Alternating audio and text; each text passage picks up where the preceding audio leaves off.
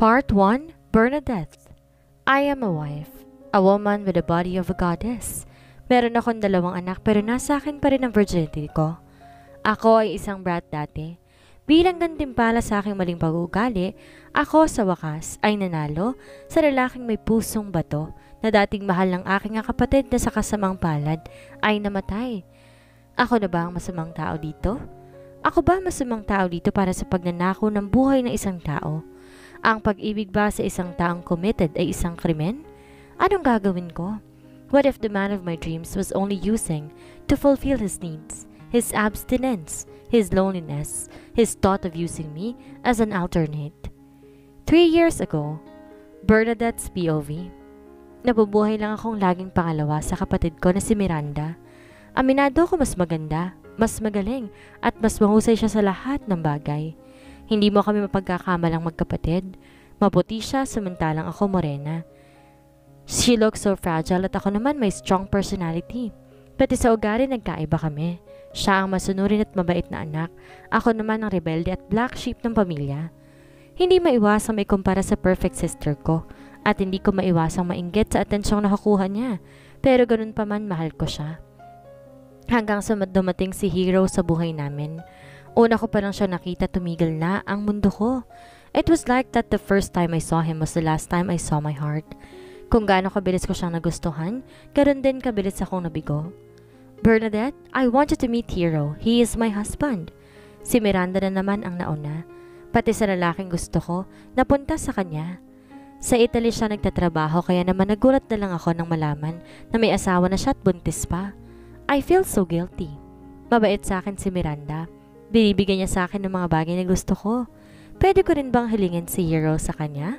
Sa paghiling ko na yon, hindi ko alam na agad ako mapagbibigyan. Hindi ko rin naman ginusto na may mangyaring masama kay Miranda. Namatay siya pagkatapos ipanganak ng kanyang kambal. That time, sobrang devastated si Hero. Sa pagkawala ni Miranda, napabayaan niya mga anak, kaya naman I took the responsibility sa pag-aalaga ng mga pamangkin ko. Dahil ulila na kami ni Miranda, sa bahay siya ni Hero nakatira, kasama ang biyanan niya. Sa pag-aalaga sa kambal, halos doon na din ako tumira, matapos ang libing ng kapatid ko. Bernadette, pwede ba tayo mag-usap? Tanong sa akin ng papa ni Hero, habang nilalaro ko ang 2 bata. Sige po, tito. Sabi ko sa nagtatakang tono. Bihira lang magstay dito sa bahay ang papa ni Hero, dahil madalas nung nasa ibang bansa. Napapansin ko na lagi niya akong pinapanood habang nakikipaglaro sa 2 bata. Parang ikaw na rin ang naging ina ng kambal. Pasensya ka na, iha, kung sa'yo ko sila iiwan. Alam kong may sarili kang buhay at may trabaho ka pa. Okay lang naman, tito. Busy naman po kasi si Hero. Simula nang mawala ang kapatid mo. Nagpakamatay na rin sa trabaho si Hero. Nakakalimutan na nga niya na may anak pang naiwan ng asawa niya. Tama si tito. Simula nang mamatay si Miranda, hindi na madalas umuwi ng bahay nila si Hero. Naiintindihan ko naman siya. Ayaw lang niya siguro magstay sa bahay dahil nandun ang masasaya nilang moments ni Miranda. Para siyang buhay na patay at nasasaktan akong makita siyang ganon. Sa pagkawala ni Miranda, tangay niya ang puso ng bayaw ko. Gusto ko siyang yakapin at bigyan ng comfort. Gusto kong ilabas niya lahat ng emosyong itinatago niya. Hindi ko man lang siya nakitang umiyak nung mamatay si Miranda. Alam ko na bang nasasaktan siya at pinipilit lang niyang magpakatatag. Hindi ko alam kung anong po pwede kong gawin pero may part na pagkatao kung gusto kong pawiin ng lahat ng sakit na nararamdaman niya. Nagitla ako nang tawagin ako ni Tito. Bernadette, are you listening? Yes, Tito. Tumikim at tumayos ng upo si Tito bago maring nagsalita. Sabi ko nga kanina, I think kailangan ni Hero ng asawa na mag-aasikasa sa kanya at sa mga bata. Pero ilang buwan pa lang namamatay si ate, nagluluksa pa si kuya. Sobrang insensitive naman pala ng papa ni Hero na hindi pa nga natutuyo yung lapida ng kapatid ko sa puntod. Tapos gusto nang palitan yung pwesto ni ate bilang asawa ni Hero? Alam ko. I'm sorry, Bernadette. Wala akong karapatan para sabihin to at kapatid mo pa naman si Miranda. But Bernadette's life must go on. Kailangan ng mga bata ng kikilalaning ina. I think that's not a good idea. Alam ko naman yung punto ni Tito, pero ang palitan ng pwesto ni Miranda ng ganon kabilis, parang insulto, lalo na kay Hero. Oh my gosh, nalilito ako. Nagsiselos din ako sa kung sino man ang papalit bilang Mrs. Mercado. Magiging mabait naman kaya yun sa mga pamangkin ko? Kaya nga I suggest, Marry my son, Bernadette Borja. What? Okay. Matagal ko nang gusto at pinangarap na sana ako na lang si Miranda. Pero ang maging asawa ni Hero sa ganitong sitwasyon? No way. He is a stone-hearted. Hindi nga ako mahal ng tao eh. Isa lang ang mahal niya. Ang kapatid ko who unfortunately died. Nakausap ko na si Hero. He agreed. Napamaang na lang ako sa sinabi ni Tito. Pumayag si Hero? Bakit? Alam ko ang si Miranda lang ang mahal niya at kailanman hindi mababaling ang atensyon niya sa akin. Bernadette, pakasalan mo ang anak ko para sa mga bata. Mas mabuti nang ikaw ang kikilalanin nilang ina. I can't believe this. Gusto kong matawa out of frustration. Napatayo ko na makita ko si Hero na papasok ng pinto. Walang makikitang anumang emosyon sa mukha niya. He is so cold. Ano na lang ang mangyayari kung magpapakasal kami ni Kuya? Iiwan ko muna kayo. Hindi ko alam kung anong sasabihin ko nang lumapit sa akin si Hero. Nandun na naman yung urge na gusto ko siyang haplusin at yakapin. Gusto kong iparamdam ang matagal ko nang itinatagong pagmamahal sa akin. Hindi ko yun magawa dahil pakiramdam ko, trinaydor ko ang sarili kong kapatid. Minamahal ko ang asawa niya. I need you, Bernadette. Sa mga sinabi niyang yon, natangay na lang ako ng emosyon ko. Ramdam ko kasi sa boses niya na nahihirapan na siya at kailangan na niya ako. Nalilito ako. I'm sorry ate pero kailangan ako ng asawa mo. Masama ba akong kapatid para mahalin siya? Yes, I will marry you. Hindi ko alam kung ano mangyayari sa sunod, pero ang alam ko lang gusto kong alagaan si Hero at ang mga bata. Ano bang naghihintay sa akin? Marriage without love? Mahalin ang isang lalaki na mas malamig pa sa yelo. Nandito kami ngayon sa bahay ni Paloma. Kahit may mga asawa na kami, nagkikita-kita pa rin kami para mag-hangout. Seriously, si Paloma lang ang may happy marriage sa aming apat. Kami kasi ni na Charmaine at Jasmine may epic fail marriage. Nakaupo ngayon ako sa sofa at nagkapalong baba. Samantalang si Charmaine naman nakapoise pa rin habang nagbabasa ng magazine. At si Jasmine syempre, hindi na naperme sa isang pwesto. Ang tagal namang bumaba ni Paloma. I told you guys, dapat di na tayo pumunta. Kakagaling lang sa honeymoon na mag-asawa. Baka alam nyo na. At natawa ko ng pandilatan kami ng mga mata ni Charmaine. You mean, may continuation pa dito sa bahay? Napairap na lang kami ng inosenteng magtanong si Jasmine. Wala na ba talagang ipipray ng bibig ni Jasmine? Ang lakas pa ng boses. Nasa taas lang yung dalawa. Gosh, Jasmine, hindi ko naman sinasabi eh. Padabog na utas ni Charmaine. Sorry naman. Dalian natin ha. Susundin ko kasi sina Elsa at Arthur. Sabi ko sa iritadong tinig. Lagi na lang silang nagtatalo ni Jasmine. Wow! Sobrang dedicated ka talaga sa pagiging Mrs. Mercado mo. Natahimik ako sa sinabi ni Jasmine. 3 years na nagpakasal kami ni Hero at nang pumalit ako bilang Mrs. Borja Mercado. Hindi na naipapakilala ni Hero si Miranda sa kumpanya at hindi nila nalaman na pangalawang asawa lamang ako. Kahit kailan hindi ko naman naramdaman na asawa niya ako. Formalities lang ang pagpapakasal namin sa munisipyo. Nakatira kami sa isang bahay, magkasama sa isang kwarto para isipin ng mga bata na maganda ang pagkasama namin. Hanggang ngayon hindi pa rin ako makapaniwala na ang isang party girl at flirt na katulad mo ay dedicated wife na. Sabi ni Charmaine, bukod sa pagiging housewife at pagiging ina sa 2 mong anak, may progress na ba kayo ng asawa mo? Tanong ni Jasmine. Jasmine, bakit ba kailangan naka-emphasize pa? Naiiritang tanong dito ni Charmaine. Sanay na ako sa pagiging straightforward ni Jasmine na minsan hindi ko na maiwasan na ma-offend. Dating, kibit balikat lang niyang tugon. Look, siya na ang asawa ni Hero. Siya na. Pagdedepensa sa akin ni Charmaine. Seriously, where's my guts? Di naman ako ganito noon. Hindi ko hahayaang barahin ako ng ganito ni Jasmine. Pwede ba? Tumigil na nga kayong dalawa. Sumandal na lang ako sa sofa at nahilot ang sentido ko. May problema ba? Tanong ni Paloma habang pababa ng hagdan. Makikita mo kung gaano siya kasaya dahil lalong umaliwalas ang inosente nitong mukha. Wala naman. How was the honeymoon? Pag-iba ko ng topic dahil ako na naman ang nasa hot seat. Masaya? Obvious nga. Sagot ko. Hey, Mrs. Vergara. I know get together natin to but may ilang issues lang ako about the details about the status ng project natin. Singit na Charmaine sa tawanan namin. Si Charmaine ang isa sa kaibigan naming workaholic na kahit sa mismong bonding namin sinasama pa rin ang trabaho niya. Sarap naman pakinggan. Mrs. Vergara? Nagkatawanan na lamang kaming tatlo ni na Charmaine sa kinikilig na si Paloma. Shh! Okay, masyado maingay. May jetlag pa kasi si Mister. Napapito na lamang si Jasmine at kami naman ni Charmaine nagkatinginan lamang kasabay ang malakas sa pagtawa. Masaya kami para kay Paloma dahil nakahanap siya ng tulad ni Axel. Somehow umaasa pa rin ako na may magmamahal din sa akin at hindi ko naaasahan pang asawa ko doon.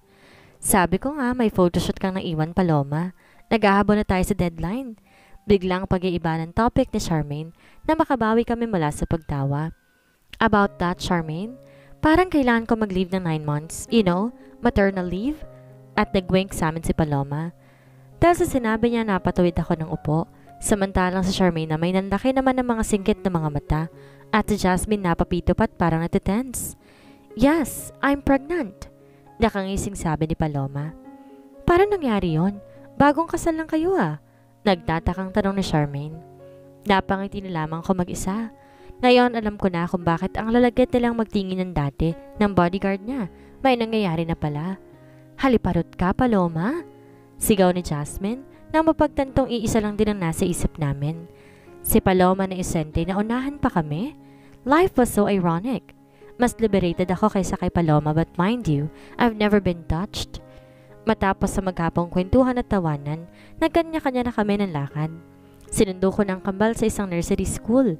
Mommy, I got 5 stars oh. Masiglang yakap sa akin ni Elsa. Mommy, me too. Look oh. Napangiti na lang ako, tinagkan silang dalawa. My little angels. Tinuring ko na silang parang tunay na mga anak. Biglang naging activated ang mother instinct ko. Nang makarating sa bahay, patakbo nang umakit ang dalawa sa kwarto nila. I sighed. Araw-araw ganito na lang ang nangyayari. I want something new. Hindi naman tong pinangarap kong married life. Hands-on ako sa bayat sa mga bata kaya halos ako nang gumagawa ng mga gawaing bahay. I smiled with the thought. Kung wala ako sa sitwasyon na to, malamang nasa isa akong bar nakikipagsayaw sa iba't ibang lalaki. Umakit ako sa master's bedroom namin ni Hero at binuksan isang malaking adjacent door na nag-iwalay sa kwarto namin. Nang pumasok ako sa kwarto niya, bakante yon.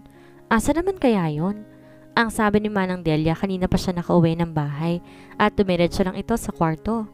Nang hindi ko siya makita, lumabas na ako sa adjacent door at nagpunta sa kwarto ko para magpalit ng bathrobe. Nasa kwarto pa naman ni Hero ang common bathroom namin, kaya kailangan kong bumalik doon. Inisa-isa ko ng hubarin ang suot kong damit, pati na rin ang mga pangloob. Na makapagpalit ng bathrobe, pumasok ulit ako sa kwarto ni Hero at dumiretso ng banyo. Ang sarap sa feeling na maligamgam na tubig sa pagod kong katawan. Nakaka-relax. Naalala ko nung kinasal kami ni Hero 3 years ago. Para lang kami mga robot na sumasagot ng I do's. At nang magdeklara na kami mag-asawa, agad ko na lamang akong iniwan na mag-isa sa mayor's office. Di pa man din nasasabi ang mga you may now kiss the bride. Hindi ako makapagsalita sa ginawa niya. I felt so hurt and so alone. Ano nga ba dapat kong i-expect kay Hero? Ni hindi nga niya ako gusto. I am so in love with my husband. Isn't that great? Ganoon naman talaga ang asawa sa kanyang pamilya, di ba? Ang problema, hindi naman talaga sila sa akin. Hindi ba pwedeng akin na lang sila, ate? Nagitla ako sa alaalang yon na may narinig akong parang may nabasag sa labas. Nabilis kong nahablot ang tuwalya at itinapay sa sarili ko. Baka naglalaro na naman ang dalawang bata sa loob ng kwarto ni Hero. Lagot na naman sila sa daddy nila sa kalikutan nila. I sighed. Hindi ko na nagawa pang tuyuin ang sarili ko. Basta ko na lang itinapis ang tuwalya at lumabas ng banyo. Sa pagbubukas ko ng pinto, Arthur, Elsa. Pero nagulat ako sa taong nasa labas. Si Hero with a shocked face. Hero's POV. Maaga ako nakauwi ngayon dahil hindi naman talaga ako pumasok ng opisina ngayong araw na ito. Dinalaw ko lang si Miranda sa sementeryo. 3 taon na nang mawala siya. Noong araw kung kailan tumigil din ang pagtibok ng puso ko. Masyado ako nasaktan ng pagkawala ng babaeng nangakong sabay kaming tatanda. Pero iniwan niya ako, pati ang dalawang anghel na hindi man lamang siya nakikilala. Tutol ako sa gusto ni Papang pakasalan ko si Bernadette. Hindi ko maatim na sa pagkawala ni Miranda ay si Bernadette naman. For goddamn sake, she's my sister-in-law. At ano, aasawahin ko? Wala na rin ako nagawa noon bukod sa hindi ako makatanggi kay Papa. Alam ko na somehow I need Bernadette's help. Nakita ko naman kung paano niya alagaan ang mga anak ko, and honestly nahihiya ako sa kanya. Ako dapat ang nasa tabi nila pero hindi ko alam. Maliman pero sinisisi ko sila kung bakit nawala sa akin si Miranda. I miss her so much. Naging malamig ako, naging manhid. Hindi ako close sa mga anak ko at mas lalo na sa asawa ko. Nabubuhay lang ako dahil buhay pa ako. Nangako ko kay Miranda na ibibigay kong lahat para sa mga anak namin. Kung hindi lang doon malamang, sumunod na ako sa kanya. Manang, si Bernadette at ang mga bata? Tanong ko sakay sa isang katulong namin dito sa bahay. Papasok ako ng bahay galing ng veranda. Sir, nakadating na po. Tumango na lang at umakyat sa master's bedroom. Tinignan ko ang pinto ni Bernadette pero mukhang tahimik sa loob. Kaya pumasok na ako sa adjacent door. Kung nasa ng kwarto ko, nagsisilbing library ko na din. Malaki kasi ang kwarto ko at hinati lang para sa amin. Niwala nga kaming affection sa isa't isa. Kaya bakit kami magsasama sa isang kwarto, lalo na sa kama? Yeah, I have my needs. Pero sa loob ng 3 taon, wala akong ginawa to satisfy my needs as a man. Nakakapagtaka, di ba? Nawala na talaga ako ng gana. Para sa akin, si Miranda lang ang nag-iisa at ayoko magtaksil sa alaala niya. Kaya nga may sariling sikap, di ba? Nakita kong magulo na naman ang desk ko. Naglaro na naman yung 2 makulit dito. Mapapalo ko talaga sila. Habang nag-aayos ng mga gamit, di sinasadya, nadulas sa kamay ko yung figurine. Ano ba yan? Akma ako ng dadamputin ng mga bubog nang bigla na lang bumukas ang common bathroom namin ni Bernadette at tinilawa ang asawa ko na nakatapis lang ng tuwalya. Halos malaglag pa ang pangako sa pagkakagulat. Ngayon lang kami nakapang-abot sa paliligo. Lintik.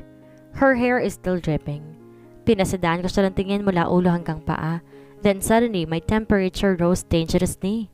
Shit! Kailan pa ako nagnasa sa asawa ko? Naiilang ata siya sa pagtitig ko dahil hinigpitan niya ang pagkakatapi ng tuwalya. Pinigilan ko ang sarili ko para mapasinghap sa kagandahang nakikita ko. I was so tempted to drool because I know beneath the towel she wore nothing. Shit! I never thought that I have a lovely and delicious wife. Wait, delicious? Buwaba ang mga toko sa mga hita niya. Ang kinis niya. I groaned aloud. Hero? Sabi niya sa nauutal na boses. Ngayon ko lang napansin na ang lambing pala ng boses niya. Ano bang nangyayari sa akin? Lahat na lang napapansin ko ngayon. Hero, tandaan mo, kapatid niya si Miranda at ayaw mo magtaksil sa tunay mong asawa? Pero asawa ko rin si Bernadette, hindi ba? Wala namang masama kung pagnanasaan ko siya, di ba? Karapatan ko yon. Naguguluhan na ako. Dati wala naman akong pake pero ngayon ipaglalaban ko pa rin yung karapatan ko as a husband. Hero? Oh, bakit? Napatayo ako na magurat ako at nabubog pa nga tuloy ako. Ayaw naman magdugo pero masakit. Agad lumapit sa akin si Bernadette. Tukso ang putya. Okay ka lang? Tumango lang ako at napadaing pero napatitigulit ako sa katawan niya at napapalunok na nga lamang ako. The water is dripping from her hair to her perfect breast. Bakit ayaw magdugo? Napasinghap na lamang ako. Sinipsip niya ang daliri ko. Napamura na lang din ako sa sarili ko. Ayan ang init. Nabuhay tuloy. Gusto ko siyang hilahin sa kama pero ayokong mapahiya. Anak ng... Okay na yan, kuya. Tumango na lang ako habang pigil ang hininga. Ang bango niya, para siyang fresh na bulaklak. Sige na, maligo ka na ulit. Sabi ko sa malamig na boses para maitago ang pagpipigil ko. Napansin niya siguro na iilang ako kaya naman namula siya na malaman na ang sagwa na sitwasyon. Sige kuya. Akala ko kasi sina Elsa na naman. Papasok siya ng banyo nang tawagin ko siya. Bakit? Huwag mo na akong tawagin kuya. Asawa mo ko. Kung nagulat siya sa sinabi ko, maski ako man. Ang puta, nadala na ng pagnanasa. Matagal na kaming kasal pero hindi talaga kami close. Madalas hindi ako nagtatagal dito sa bahay. Mas namimiss ko lang kasi si Miranda. Napaupo ako sa kama at naihilamos ko sa mukha ang mga kamay ko. Wag si Bernadette. Kapatid siya ni Miranda. Ano ba itong nararamdaman ko ngayon? Bernadette's POV. Oh my gosh, ang init talaga, nakakahiya. Kung kanina warm water ang gamit ko, ngayon naman cold water. Pwede ba yung nagyayelo? Sa 3 years na kasal kami, parang yun na yung pinaka-intimate na nangyari sa amin ni Hero. Sinipsip ko yung daliri niya. What the? Parang biglang dumali lahat ng dugo ko sa ugat. Bakit ba ganun ang reaksyon niya? Naakit ba siya? Imposible eh. Nagulat lang siguro siya dahil first time niya ako maabutan sa bathroom. Kahit na ganun, napangiti pa rin ako. Si Hero na laging fixed ang composure na taranta na makita ko ng ganun. I have a body of a goddess. Somehow alam kong nabuhay ang pagnanasa niya. I can see it through his dark eyes. Hindi ko nga alam kung may babae ba yon. Alam na. Yung mga lalaki may mga pangangailangan yan. 3 consecutive years, hindi mo lang nagpadikit ng balat namin. Kaya paano yun? Nagtitiis siya. Imposible, diba? Nag one night stand kaya siya? Napailing na lamang ako. Poproblemahin ko pa ba ang bed life niya? Hay, kasi naman asawa pa rin niya ako. Obligasyon ko yun, diba? Sa isang marriage, dapat maging consummated yon. Pero agreement lang kasi yun sa amin eh. Ba yan? Parang sinasabi ko na rin na gusto ko. Okay. Ginamit niya ako as a substitute wife and as a mother of her children. Pero gamitin ang katawan ko to satisfy his need? Pag-iisipan ko. I mean, no way. Ang gulo ng isip ko. Pagkalabas ng banyo, dumiretso na ako sa komedor para tulungan si Aling Dela na magkain sa hapagkainan. Nagdalawang isip ako kanina kung lalabas ba ako o hindi ng banyo dahil sa kahihiyan. Pero bigo ako. Wala naman si Hero sa kwarto niya. Umasa na naman kasi ako na kahit konti, may pagtingin siya sa akin. Manang, pakitawag naman po si Elsa at Arthur. Ako na pambahala dito sa kusina. Ay, sige po. Inihain ko ng mga pagkain sa mesa. Mommy! Sabay na bati sa akin ng 2 cute na mga bata. Yumuko ako at sinilubong sila ng yakap. They are still babies at kailangan nila ng atensyon. At di man lang mapadalma sa kanila iyon ang daddy nila. Nagwash na ba kayo ng hands? Let's eat na. Napatayo ako na makita kong pababa na hagdan si Hero. Bumilis na naman ng husto ang tibok ng puso ko. Walang yan naman. Di na ako teenager para makaramdam ng ganito. Elsa, maupo na kayo. Maotoridad na sabi ni Hero at naupo na sa pwesto niya. Pwede bang for once maging malambing naman siya sa mga bata? Kung makapag-utos sa anak, kala mo empleyado niya lang ah.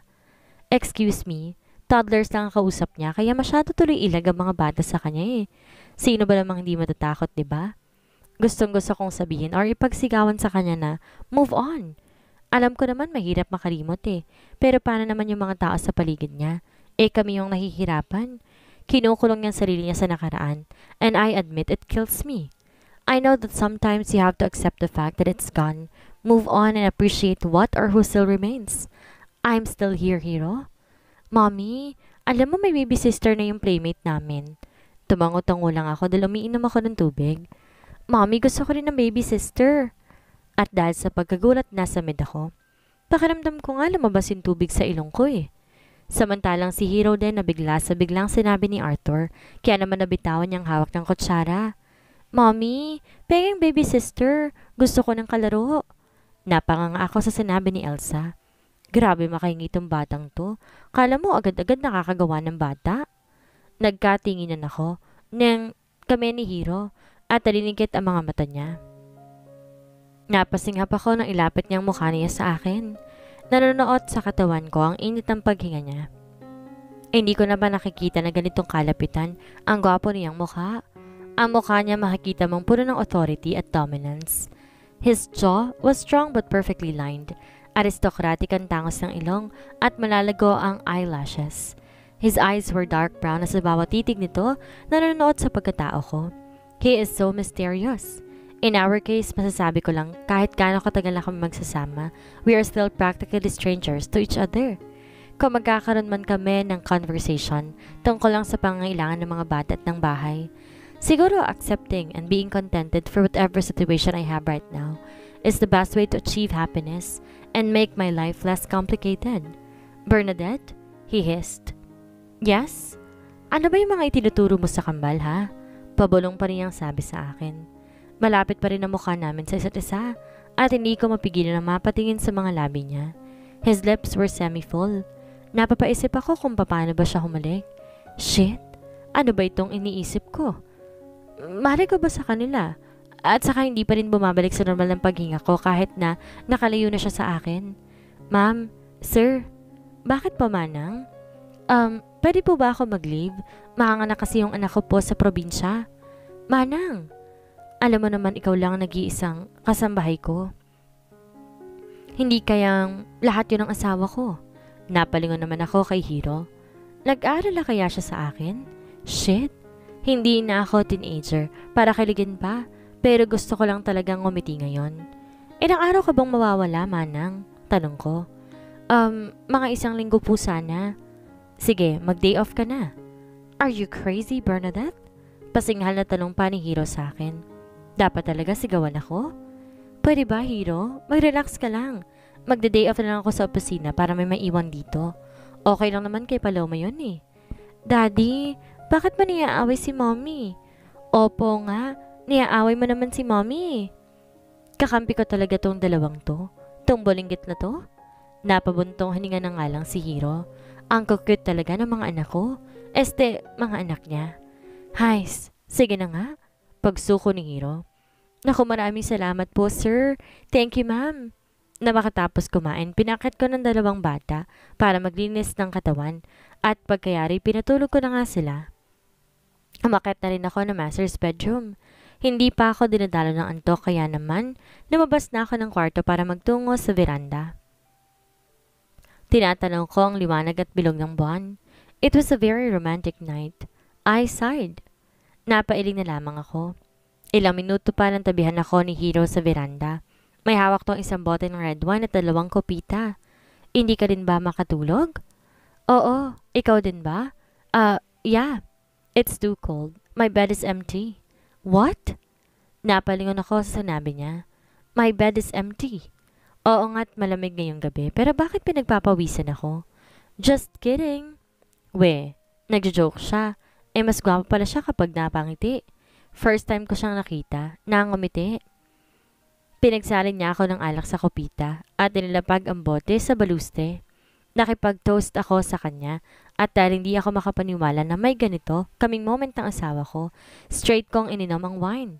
Easy, wag kang magmamadali. Nanlaki ang mata ko nang tumawa si Hiro. Kaya naman pala bilog kasi ang buwan ngayon. Nagpahid ako ng bibig ko. Grabe lang, sana laging bilog ang buwan para laging sinasaniban siya ng mabait na espiritu. Nagkwentuhan pa kami tungkol sa trabaho at sa kung ano-ano lamang. Maybe we could become friends? Ang saya ko dahil kahit papaano'y nawawala na yung pader na humaharang sa amin ng asawa ko. Madali kaming nakapalagay ng loob. Sana bukas ganito pa rin siya sa akin. Na maubos namin yung 1 bote ng red wine, kumuha pa ulit si Hiro ng panibago. Ano ba yan? Naiihina ako, tagal naman nun. At sa pagharap ko ngayon nabunggo ko si Hiro at napahawak ako sa dibdib niya. Para hindi mawala ng balanse. Di man lang siya dumistansya. At sa pag-angat ko ng aking mukha, ay nakita ko pang nakatitig siya sa akin. At aaminin ko, bumilis ang tibok ng puso ko. Dahil kaya sa red wine? Inangat niya ang 1 kamay. At tinaplos ang aking pisngi. At napapikit pa nga ako sa sensasyon. Titig na titig pa rin siya sa mukha ko. Bumaba pa ang mga kamay niya sa leeg ko. Nasaan na kaya yung red wine? Bakit kaya nasa bewang ko pa ang isa niyang kamay? He looked at my lips full of hunger. He was claiming my mouth in a very passionate way. I feel so warm. Nakapikit ako sa batok niya when he thrust his tongue inside my mouth. Inupo niya ako sa balustre. Pinaghiwalay ang 2 kong hita para lalo siyang mapadikit sa akin. You are so delicious. Napaungal ako nang halikan niya ang leeg ko. Hinaplos ko ang kanyang dibdib, pababa sa flat niyang tiyan. Oh, his abs. Alam kong pareho na kaming nagliliyab sa init. Tinulungan ko pa siyang hubarin ang 2 hita ko para lalo siyang mapadikit sa akin. You're so delicious. Nang hubarin ko ang t-shirt niya, nasagi kong bote ng red wine na nakapatong para sa tabi ko. At dahil nga sa nabasag na bote, ay napahiwalay kami sa isa't isa. At doon, natauhan kami kung ano bang pinagagagawa namin. I'm so sorry, Bernadette. Sabi ni Hiro sa mababang tono. Sorry? For what? Pasok na ako sa loob. Iniwan niya na ako mag-isa sa may veranda. Nagsasorry ba siya sa nangyari? Hindi ba niya ginusto yun? Nadala lamang ba siya because of lust? Nasapo ko na ang mukha ko. Eto na naman ako at umaasa dahil lang sa isang intimate moment. Peste naman oh. Bakit kasi hindi ko nalang tanggapin na si Miranda Borja lang ang mamahalin ni Hiro Mercado? I cried with the thought. Iniwan naman niya ako mag-isa. Nakigalang ako pero naiisip ko pa rin yung nangyari sa amin kanina lamang ni Hero. Ang sumama ng term pero bakit ganon? Pagkatapos niya akong pag-initin, basta na lang niya akong iiwan? Nakakaasar lang. Kinuha ko yung phone ko at nag-dial. Una ko natawagan si Charmaine. Bern, ano ba? Gabing-gabi na. Sigaw ka agad sa akin ni Charmaine. Nahalatang naalimpungatan sa pagkakatulog. Sorry naman. Kasi may problema ako eh. OMG, may umaga pa, Bernadette. Di ka naman mauubusan ng araw. Kahit kailan talaga, ang init lagi ng ulo ni Charmaine. Hindi kasi ako makakatulog hanggat wala akong pinagsasabihan nito eh. Pass muna ako dyan, girl ah. Sorry. Bago ko pa natapos ang sasabihin ko, ibinaba niya na yung phone. Grabe lang. Nandiyan naman si Paloma. Denial ko yung number niya at ang tagal nang sagutin. I know tulog na ang buntis pero baka may mapala pa ako kay Jasmine. No thanks. After na ilang rings, nasagot na ng tawag pero bago pa ako nakapag-hello, nangunot na yung noo ko. Bakit ang ingay ata ng background? At ang laki ang mata ko sa narinig ko. Oh my gosh! Ungol ni Paloma yun ah. I'm almost there, baby. Langya, wala akong balak maging saksi sa ginagawa nila. OMG. Agad kong pinatay yung tawag. Napahawak ako sa dibdib ko. At tumayo ata lahat ng balahibo ko, lalo na sa batok. Sige, aminado ko. Ako na virgin. No choice kundi si Jasmine na lang pero alam ko naman, puro kabugukan lang naman ang nalalaman nun. Heist. Denial ko ang number niya. Sandali lang at nasagot na niya. Ang ingay din sa background kung kalina'y umuungol. Ngayon na may nababasag naman kung nasan si Jasmine. Hello? Ma, wag niyong ihagis yung TV. Di pa tapos sulugan yan. Naku, wag yung vase. Uwi ko yung galing Puerto Azul. Hay nako. Naghahagisan na naman pala sila ng nanay niya ng mga gamit. Oy, Benz, napatawag ka. Medyo hiningal pang tanong ni Jasmine. Okay ka lang? Right na naman kayong nanay mo ah. Okay naman. Munti ka lang akong tamaan ng kaldero. Pero pinapahanti yung asawa ko. Mari ko ba kung saan lupalop ang gagong yun? Mga salitaan talaga parang di babae. Bakit ka napatawag? Dali, nag-CR si Mudra, ceasefire muna daw kami. Tingnan nyo naman pag ganitong magsalita ang kaibigan mo, alam mo na, walang pakinabang. I need your help. Nahihirapan na ako kay Hero. Kanina muntik-muntik ka na may mangyari sa amin. Talaga? In fairness to improving nga, bakit di natuloy? Siya unang umayaw eh. Walang hiya. Binitin ka? Huwag kang papayag ng ganon. If I know, nabitin din yon. Alam mo yung feeling na bitin? Na gusto ko ako mag-initiate? Hey, don't do that. Huwag mong ibaba ang pride mo because of that hotdog. May plano ko. Pag mga ganitong tawa ni Jasmine, may kakaiba itong iniisip. Ano naman? Akong bahala, Bernadette Mercado. Yun lang, yelo lang ang malamig. Leave it to me, dear. Bernadette's POV. Nandito ako ngayon sa Starbucks kung saan kami magkikita ni Jasmine. Ngayon ko sinabi na tulungan niya ako. Paano ba naman kagabi? Gusto na kami mismo magkita. Hindi ko nga alam kung anong iniisip ng babaeng yun eh. At kung dapat bang pag-aksayan ko siya ng oras. After Jurassic years of waiting, dumating din si Jasmine na hinihingal pa. What the? Ini naman pa yung kape ko. Ibang klase talaga siya, oo. I am so sorry, Verns. Ang traffic kasi. Nakangiting sabi ni Jasmine. Ganyan ka naman lagi eh. Natatawa ko na lang sabi. Anyway, meron na akong plano. Napaayos naman ako ng upo at dahil doon, natawa na lang si Jasmine. Nagkapalit na ba kayo ng kaluluwa ni Paloma? Nasa ng flirt na si Bernadette? Ikaw pa rin ang number one temptation ng lahat and because of that dick, naging ganyan ka? Show your real self, Bernadette. First of all, may asawa at anak na ako para makipag-flirt pa. Pairap ko pang sabi sa kanya. Whatever. Hindi nga sila galing sa'yo so bakit ka magpapaka-bored ngayon? Like, hello, technically kasal ka sa kanya but look, daig mo naman ang single sa sobrang freedom. May point din naman si Jasmine. Minsan talaga nakakasakit na din ang pagiging tactless niya. I thought tutulungan mo ko eh. Bakit pa ganyan ang mga sinasabi mo? Oo na, may plan A, B, C ako dyan sa asawa mo at pag lahat ng yon hindi umepekto sa pusong bato mong asawa, don't you worry dear, uubusin natin ang alphabet. Kahit plan A to Z pa tayo or kung hindi maradaan sa santong paspasan, yung asawa mo dadaanan natin sa santong galawan. Spill the beans, I hissed. At tatlong, okay. Unang-una, be yourself. Pakita mo na hindi ka lang yung substitute. Naalala mo ba yung tips mo kay Paloma dati about her first night? Huwag ka magkailat na ikwento niya sa akin yon. Nanlaki ang mga mata ko. Oo nga no. Ang lakas ng loob ko magbigay ng advice dati, pero ako nga palang walang experience. Don't tell me akong gagawa nun. I can't believe it. Nababalo na ba si Jasmine? Mismo. At binigyan ako ni Jasmine ng isang nakakalokang ngiti. After mag-shopping ng kung ano-ano with Jasmine, umuwi na rin ako para maghanda ng lunch. Wala kasi si Manang, kaya ako lang talaga mag-isang gagawa nito. Nandito rin sa bahay si Hiro dahil day off niya.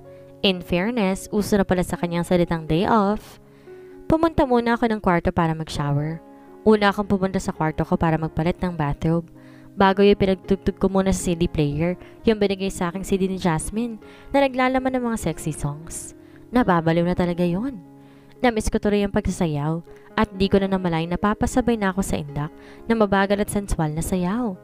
Pinalantik ko ang mga daliri ko sa ere at sumabay sa saliw ng tugtog. Heroes POV. Magla-lunch na pala ako nagising.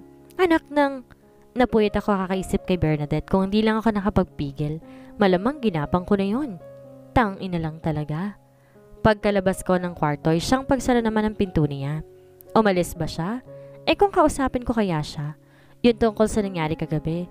Hirap na hirap akong matulog. Walang ya. Kapag nag-day off, bigla ako ngayon. Hindi ko maalis sa isip ko yung halik ni Bernadette. Ngayon lang ulit ako nag-init ang ganito at alam ko, walang remedyong cold shower dito. Kailangan ko talagang iraos ito. Ilang beses kong kinatok yung pinto niya pero mukhang di niya ako naririnig dahil masyado malakas yung sounds niya sa loob. Napagpasyan ko lang ang pasukin ang kwarto niya at gano'n na lamang ang pagkabigla at dahil doon na makita ang kagandahan sa harap ko. Nakita ko siyang sinasabayan ng indak ng sayaw. She looks like a goddess. Nakatalikod siya sa akin kaya hindi ko nakikita. At dahil do'y nakita ko ang perpektong hubod ng katawan niya, lalo na sa suot nitong blouse. Eto na naman ho si Pedro.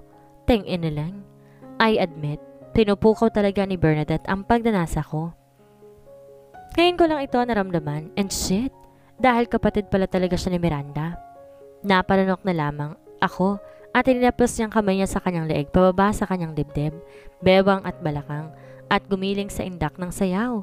Shit! Gustong gusto kong nakikita ko. Wala akong lakas na istorbohin pa siya sa kanyang ginagawa, pero may parte ng utak ko na nagsasabi na pag hindi ko pa pinigilan ang sarili ko, baka hindi ko na lang makontrol ang itinatago kong pagnanasa sa asawa ko. Nagulat na lamang ako nang unti-unti binuksan ng butones ng kanyang bulsa. Shit! Hindi ba talaga niya napapansin na nandito ako o sadyang tinutokso lamang niya ako? Konti lang talaga at hindi ko nakakayanin pa itong pagpipigil ko. I gasp nang tuluyan nang bumagsak ang kanyang blusa dahilan para mapahinto sa pagsasayaw si Bernadette. Holy crow! Akala mo nakakita ko ng Diyosa. I never thought na ganito kaalindog ang asawa ko. Bakit ba hindi ko to napapansin? Halatang nagulat siya sa pagkakakita sa akin. Pero bago pa siya nakapagsalita, natawid ko ng ilang metro naming pagitan at agad siyang siniil ng halik. Ang sarap sa pakiramdam ng kanyang matatamis na halik. Pakiramdam ko yung nagdadala iyon ng comfort sa akin. Nakaramdam ako ng init sa malamig kong sistema. Para bang dumadali ulit ang dugo ko na matagal nang huminto at nawala si Miranda. She moaned nang lalo ko pang nilaliman ng bawat halik namin. At nang iniangat kong ulo ko para tingnan siya, bigla ko na nga lang nakita ang imahe ni Miranda. Kaya naman sa ikatlong beses ay naitulak ko ulit siya. Natigilan na naman ako kahit na gustong gusto ko ang ginagawa ko kay Bernadette.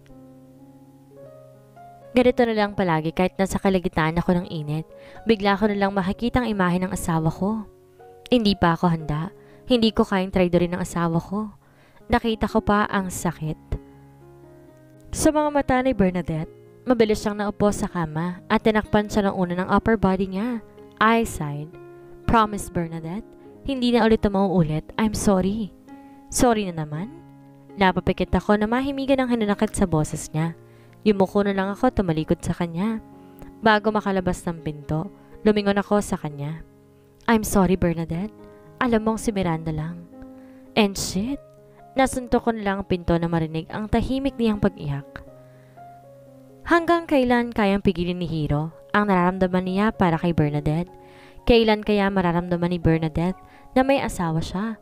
Yan ang ating aalamin sa susunod nating kabanata.